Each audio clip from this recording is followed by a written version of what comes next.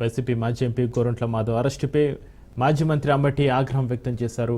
Nagarapalem police station వెనుక నుంచి గోరంట్లను కారులో తీసుకెళ్లారని తమకు తెలుసన్నారు అంబటి. అయితే గోరంట్ల మాధవ్ ఇప్పుడు ఎక్కడ ఉన్నాడో తెలపాలని డిమాండ్ చేశారు. తాము పిఎస్కు రాకుండా అడ్డుకున్నారని ఆరోపించారు అంబటి.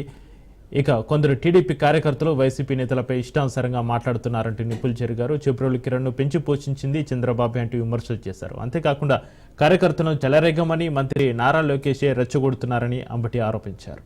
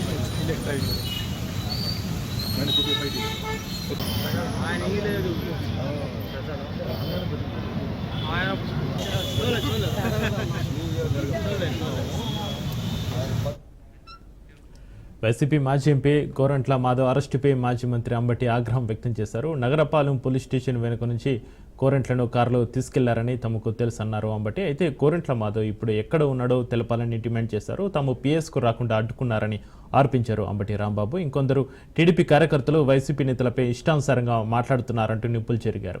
చెబ్రోలు కిరణ్ను పెంచి పోషించింది చంద్రబాబు అంటూ విమర్శలు చేశారు. అంతేకాకుండా కార్యకర్తలను చెలరేగమని మంత్రి నారా లోకేష్ రెచ్చగొడుతున్నారని అంబటి రాంబాబు ఆరోపించారు. కిరణ్ అనే వ్యక్తిని వాళ్ళ పోలీసులు అరెస్ట్ చేశారు. ఆ చేబ్రోలు కిరణ్ అనే వ్యక్తి ఐటీడీపీ కార్యకర్త. చాలా సంవత్సరాల నుంచి నేను అప్పుడప్పుడు యాదృచ్ఛికంగా యూట్యూబ్లో చూస్తున్నాను. బహుశా అంత భయంకరమైన భాష ఈ రాష్ట్రంలో ఏ సోషల్ మీడియాలోనూ వాడి ఉండరు. మొత్తం మీద ఈ రాష్ట్రంలో 5-6 అతి దారుణమైన భాష మాట్లాడే వారిలో ఇతర ప్రముఖులు. ఒక ఆయనేమో ఆయన సీమరాజు అని ఒక ఆయన ఉన్నాడు, ఆయన. అలాగే మరొక ఘర్షణ టీవీ వెంకట్రావు అని ఒక ఆయన, ఇంకా కొంతమంది ఉన్నారు. వీళ్ళందరూ కూడా టీడీపీ ప్రోద్బలంతో, టీడీపీ వారి ప్రోత్సాహంతో యూట్యూబ్లో మాట్లాడతారు. టీడీపీ వారు అనడం కంటే నారా లోకేష్ గారు టీమ్. ఆ సీమరాజా కూడా నారా లోకేష్ గారు సృష్టించినటువంటి లోపు ఆయన వైఎస్ఆర్ కాంగ్రెస్ పార్టీ కండ వేసుకొని మాట్లాడతాడు. బూతులే వాడు ఘర్షణ టీవీ అంతం బూతులే. ఈ గౌరవనీయులైన బూత్ మహాశయులందరూ కూడా ఇష్టం వచ్చేట్టు మాట్లాడతారు. చంద్రబాబు నాయుడు గారు చాలా ఆగ్రహం వ్యక్తం చేశారంట. ఇవాళ ఇందాక ఎందుకు ఆగ్రహం వ్యక్తం చేయలేదో నాకు అర్థం కదా. ఇంతమందిని తిట్టాడండి. చిన్నతోడే పాపం.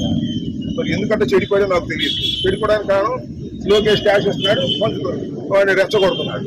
వారికి ఉన్నటువంటి టీవీల్లో చంద్రబాబు నాయుడు గారు చూడండి, అసలు జగన్మోహన్ రెడ్డి గారు సతీమణి చెప్తే ఎంత ఇమీడియట్ యాక్షన్ తీసుకున్నాడు అని చెప్పుకోవడానికే ఆడుతున్నటువంటి నాటకం. అతను పెంచింది, పోషించింది, తిట్టింది అంతా చంద్రబాబు నాయుడు గారు.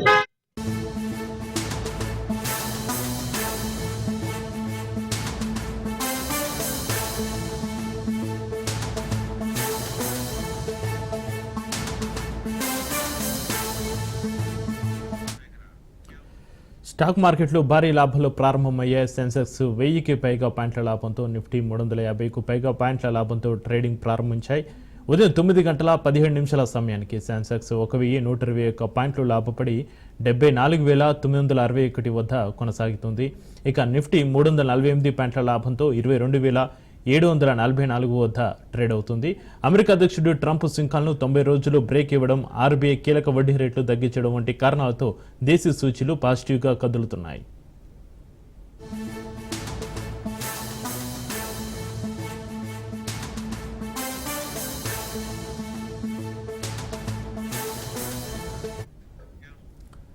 స్టాక్ మార్కెట్లు భారీ లాభాల్లో ప్రారంభమయ్యాయి. సెన్సెక్స్ 1000కి పైగా పాయింట్ల లాభంతో, నిఫ్టీ 350కు పైగా పాయింట్ల లాభంతో ట్రేడింగ్ ప్రారంభించాయి.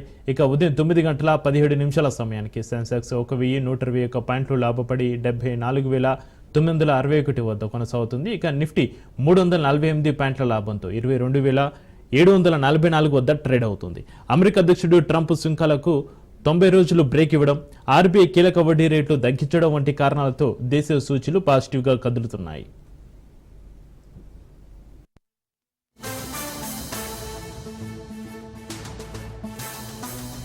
సీఎం చంద్రబాబు తిరుమల పర్యటన అనంతరం విప్లవాత్మక మార్పులకు టీటీడీ నిర్ణయం తీసుకుంది. టీటీడీ పాలక మండలి అధికారులతో అమరావతిలో చంద్రబాబు సమీక్ష సమావేశం నిర్వహించారు. టీటీడీలో తీసుకురావాల్సిన సంస్కరణలపై చర్చించారు. భక్తులకు మెరుగైన సౌకర్యాలు అందించేలా చర్యలు తీసుకోవాలని సూచన చేశారు. భక్తులకు టికెట్ల బుకింగ్, వసతి గదుల కేటాయింపు, ప్రస్తుతం తిరుమలలోని పరిస్థితులు తెలిపేలా చర్యలు తీసుకోవాలని ఆదేశించారు.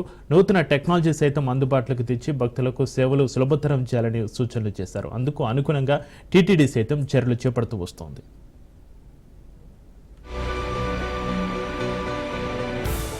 ఏపీ ప్రభుత్వం వాట్సాప్లో అనేక సేవలను అందుబాటులోకి తీసుకొచ్చింది. కుల నిర్ధారణ పత్రం, ఇన్కమ్ ట్యాక్స్ సర్టిఫికేట్, ఇలా అనేక ధృవీకరణ పత్రాలను వాట్సాప్లో అందించేలా చర్యలు తీసుకుంది సర్కార్. రాష్ట్ర ప్రభుత్వం తీసుకొచ్చిన వాట్సాప్ సేవల్లో టీటీడీ అనుబంధ సేవలను సైతం అందుబాటులోకి తీసుకొచ్చింది.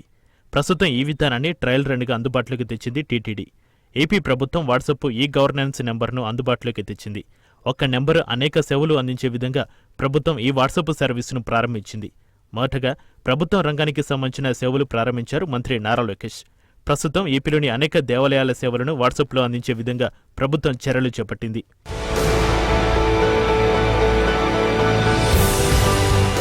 రాష్ట్ర ప్రభుత్వం ఈ గవర్నెన్స్ వాట్సాప్ నెంబర్ను ముందుగా మొబైల్లో సేవ్ చేసుకోవాలి, లేదా వాట్సాప్ సెర్చ్ బార్లో నెంబర్ను సెర్చ్ చేయాలి.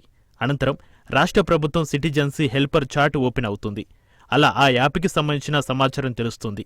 ఇక టీటీడీ దేవాలయ సేవలు అనే ఆప్షన్ ఎంచుకోగానే తిరుపతిలో జారీ చేసే సర్వదర్శనం టోకెన్స్ ఎన్ని అందుబాటులో ఉన్నాయనే ప్రత్యక్ష పరిస్థితి తెలుసుకునేలా సాఫ్ట్వేర్ కూడా రూపొందించారు. కోట ఎంత ఉంది, ఎంతమందికి టోకెన్స్ జారీ చేశారు అనే వివరాలు ఈ సేవల ద్వారా తెలుసుకోవచ్చు. అలాగే సర్వదర్శనంకు సంబంధించి వైకుంఠ క్యూ కాంప్లెక్స్ 2లో ఎంతమంది భక్తులు దర్శనం కోసం వేచి ఉన్నారనే విషయాన్ని ప్రత్యేకంగా తెలుసుకునే విధంగా ఏర్పాట్లు చేశారు. ఎన్ని కంపార్ట్మెంట్లలో భక్తులు ఉన్నారు, ఎంతమంది వేచి ఉన్నారు, ఎంత సమయం పడుతుంది అనే విషయాన్ని కూడా వాట్సాప్లో సులభంగా తెలుసుకునే అవకాశం కల్పించింది ఏపీ ప్రభుత్వం. అలాగే తిరుమలలో జారీ చేసే శ్రీవాణి ట్రస్ట్ టికెట్ల వివరాలు సులభంగా వాట్సాప్లో తెలుసుకునే విధంగా చర్యలు తీసుకున్నారు. ప్రస్తుతం తిరుమలలో ఎన్ని శ్రీవారి టికెట్లు అందుబాటులో ఉన్నాయి, ఎంతమందికి టికెట్లు జారీ చేశారనే విషయాన్ని కూడా ఈ ఆప్షన్లో గుర్తించవచ్చు. తిరుమలలో గదుల కేటాయింపులో చెల్లించే cash on deposit refund status తెలుసుకునేలా ఈ ఆప్షన్ రూపొందించారు. మనకు కావాల్సిన ఇన్ఫర్మేషన్ ఎంచుకుని సౌకర్యాలు సులభంగా తెలుసుకునే అవకాశం కూడా ఉంది. ప్రస్తుతం ఈ సేవలను ట్రయల్ రన్గా అందుబాటులోకి తీసుకొచ్చింది టీటీడీ. వాట్సాప్ ద్వారా భక్తులకు టీటీడీ సేవలను మరింత చేరువ చేయాలని చూస్తోంది.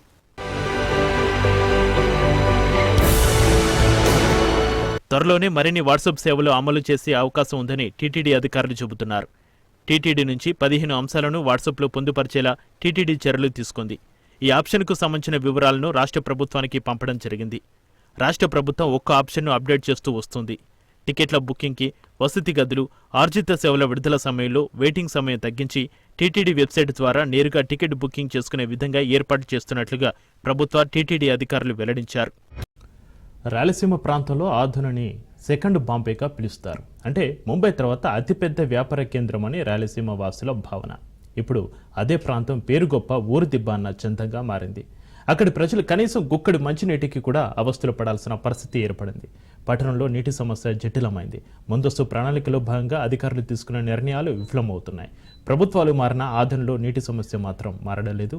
తాగునీరు అందించండి మహాప్రభు అంటూ ఆధుని ప్రజలు దీనంగా వేడుకుంటున్నారు.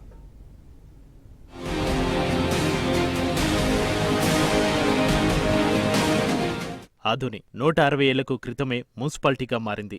ఆ తర్వాత 1952లో నియోజకవర్గంగా రూపుదిద్దుకుంది. అప్పటి జనాభా ప్రకారం ఆధోనిలో ఉన్న రామజ్జలను తాగునీటి కోసం ఏర్పాటు చేసి అక్కడి నుంచి నీటిని శుద్ధి చేసి సరఫరా చేసేవారు. కాలక్రమేణా జనాభా పెరగడంతో 1999లో అధికారంలో ఉన్న తెలుగుదేశం పార్టీ పెట్టిన ప్రతిపాదనకు 2003లో ప్రభుత్వం నుంచి అనుమతులతో పాటు ఎల్ఎల్సీ కెనాల్ సమీపంలో ఉన్న బసాపురం వద్ద 230 ఎకరాల్లో 3110 ఎంఎల్ సామర్థ్యంతో సమ్మర్ స్టోరేజీ ట్యాంక్ నిర్మాణం కోసం 22 కోట్ల నిధులు విడుదల చేసి స్థల సమీకరణ చేశారు. 2004లో ప్రభుత్వం మారడంతో కాంగ్రెసు ప్రభుత్వంలో ఎల్ఎండ్టీ నిర్మాణ సంస్థ సమ్మర్ స్టోరేజీ ట్యాంక్ నిర్మాణం 2007 నాటికి పూర్తి చేసి మున్సిపాలిటీకి అప్పగించడంతో పట్టణానికి తాగునీటి సరఫరా మొదలైంది. అప్పటి నుంచి రామజ్జల నుంచి విడతల వారీగా స్టోరేజీ ట్యాంకు నుంచి తాగునీరు పంపిణీ జరిగేది.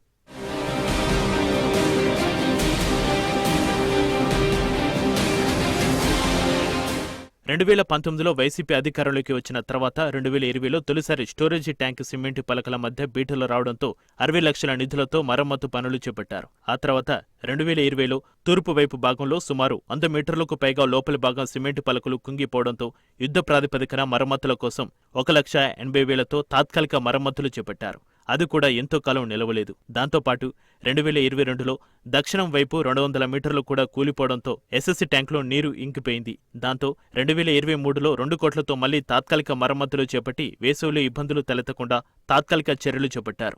ఇక సమ్మర్ స్టోరేజీ ట్యాంకు పూర్తి మరమ్మతుల కోసం 2023లో సుమారు 40 కోట్ల వరకు నిధులు అవసరమవుతాయని అంచనా వేసి మున్సిపల్ అధికారులు ప్రభుత్వానికి నివేదికలు పంపారు. 4 రోజులు 5 రోజులు వచ్చి నీళ్ళు ఇస్తే పురుగులు పట్టి నీళ్ళు మేము ఎట్లా తాగాలి సార్? పురుగులు పడుతున్నాయి. అవి మేము తాగాలన్నా కానీ వేడి చేసుకుని తాగాల. మేము చూస్తే ఇప్పుడు 12 లేసి పనికి పోయి వచ్చిన తర్వాత మాకు నీళ్ళు కడుక్కునేకి లేకపోయినా తాగేకనే ఉండాలి కదా, కనీసం అన్నం వండుకొని తినేకనే ఉండాలి కదా తాగేకి. మరీ అంత లేకున్నా ఎట్లా సార్? మాకు రోజు ఇడిసేటట్లుగా మీరు చేస్తే ఇంకా మాకు చాలా సంతోషంగా ఉంటుంది సార్. మాకు అప్పుడు అర్జమే కుళాయి వస్తుండే, ఇప్పుడు ఒక వారం అయింది సాయంత్రం ఇడుస్తున్నారు. మా చేనులకు పోయే వాళ్ళు మాకు అర్జం ఇడిస్తే బాగుంటుంది కుళాయి అనుకుంటున్నాము.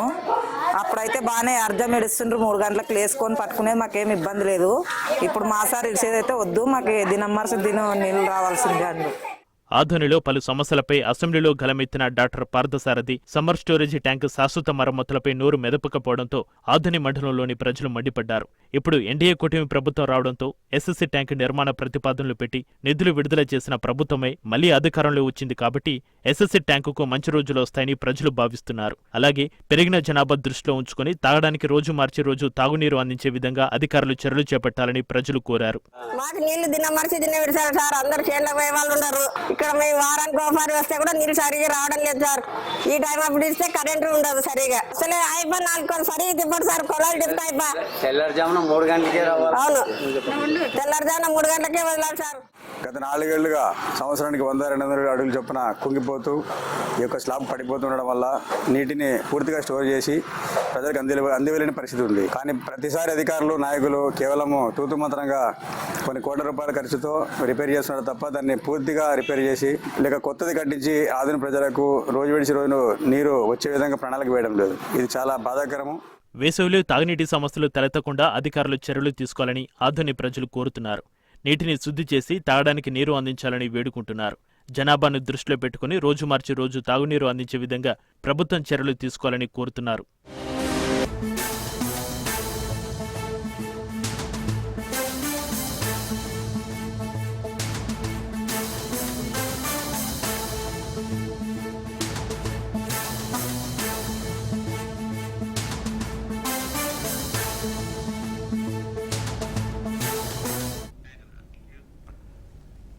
వైసీపీ మాజీ ఎంపీ గోరంట్ల మాధవ్ని పోలీసులు అరెస్టు చేశారు. వైఎస్ జగన్ సతీమణి భారత్పై అనుచిత వ్యాఖ్యలు చేస్తున్న టీడీపీ నేత చెబ్రోలు కిరణ్ను అరెస్టు చేసి ఎస్పీ ఆఫీస్కు తరలిస్తుండగా గోరంట్ల మాధవ్ పోలీసు వాహనాలను వెంబడించారు. ఈ క్రమంలో పోలీసులు ఆయనను అదుపులోకి తీసుకున్నారు. కాసేపట్లో పోలీసులు ఆయన్ని కోర్టులో ప్రవేశపెట్టనున్నట్టుగా తెలుస్తుంది. ప్రస్తుతం నల్లపాడు పోలీస్ స్టేషన్లో గోరంట్ల మాధవ్ ఉన్నారు. కోర్టు ఆయనకు రిమాండ్ విధించే అవకాశం ఉన్నట్టుగా తెలుస్తుంది.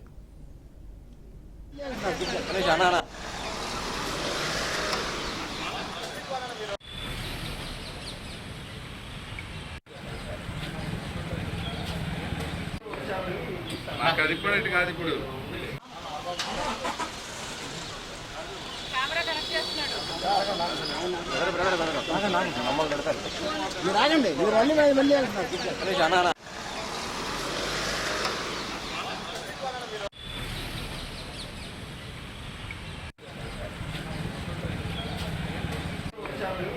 నాకు అది ఇంపార్టెంట్ కాదు ఇప్పుడు.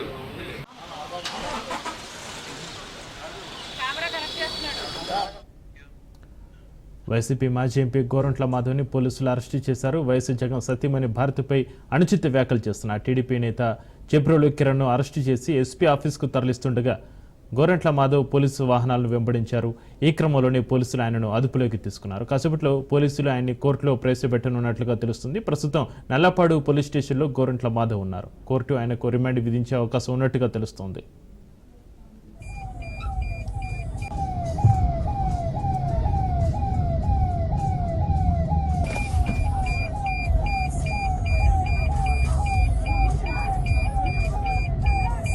బిడ్డ వాకటి శ్రీహరికి మంత్రి పదవి ఖాయమన్నారు జడ్చర్ల ఎమ్మెల్యే అనిరుద్ధిరెడ్డి.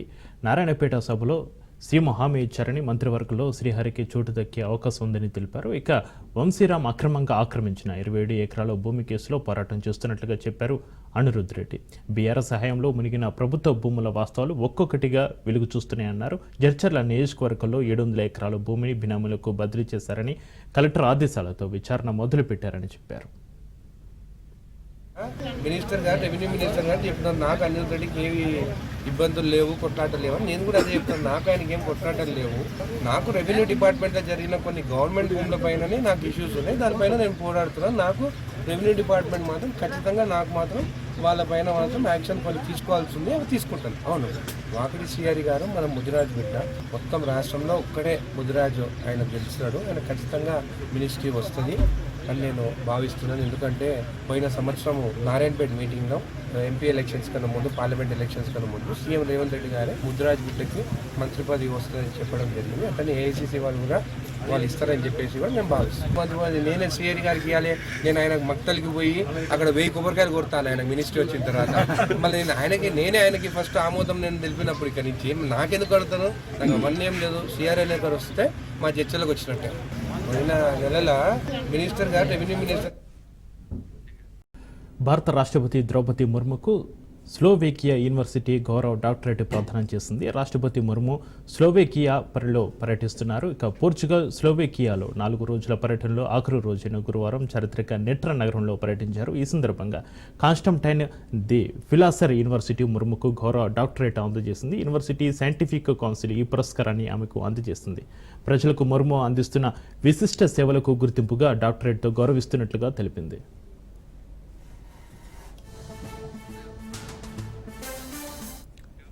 140 కోట్ల భారతీయుల తరపున ఈ గౌరవాన్ని స్వీకరిస్తున్నట్లుగా ముర్ము తెలిపారు. గతంలో బ్రెజిల్ మాజీ అధ్యక్షుడు ఫెర్నాండో హెన్రికో కార్డోసో 2002లో ఈ డాక్టరేట్ అందుకున్నారు. ప్రముఖ తత్వవేత్త సెయింట్ కాన్స్టంటైన్ సిరిల్ పేరుతో ఏర్పాటైన యూనివర్సిటీలో 5 ఫ్యాకల్టీలకు గాను 400 మంది అంతర్జాతీయ విద్యార్థులు సహా 7,000 మంది విద్యార్థులు ఉన్నారు.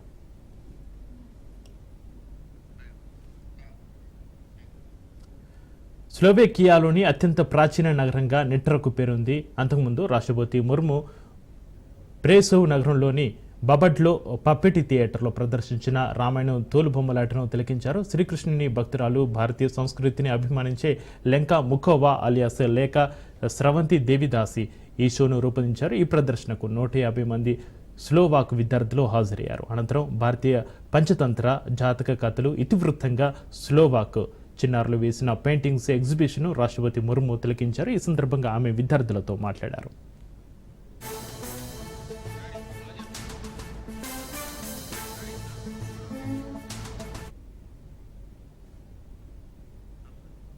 నంద్యాల జిల్లా శ్రీశైలం మండలం సున్నిపేటలో ఏపీ ఫుడ్ కమిషన్ చైర్మన్ చిత్త విజయ్ ప్రతాప్ రెడ్డి పర్యటించారు. పర్యటనలో భాగంగా బీసీ వెల్ఫేర్ బాలల గురుకుల పాఠశాలలో ఆకస్మిక తనిఖీలు నిర్వహించారు. తనిఖీలో అనేక అవకతవకలు గుర్తించిన food commission chairman Vijay Pratap Reddy పాఠశాల భోజన సదుపాయాలపై తీవ్ర ఆగ్రహం వ్యక్తం చేశారు.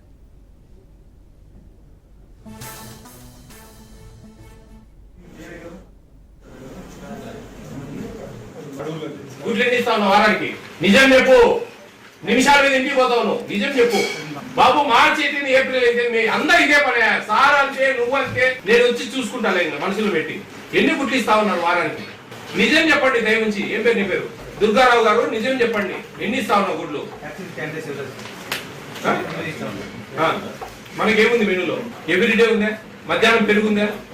ఏ రోజు ఇచ్చినామా పెరుగు? మనం పెరుగు ఎందుకు ఇచ్చినారు ఇక్కడ? లేదు బాబు, ఎప్పుడో తాతనాథన్ కాలంలో మానేశారు పెరుగు. నమస్తే ఎవరి కోసం చదవడం టూ టైమ్స్ అంట పెట్టుకోవాలి లేక నేను గ్రూప్ ఏం తమాషా పడతాను, నిజం చెప్తావు, అన్ని మాట్లాడుకుని కనుక్కోవాలి సార్.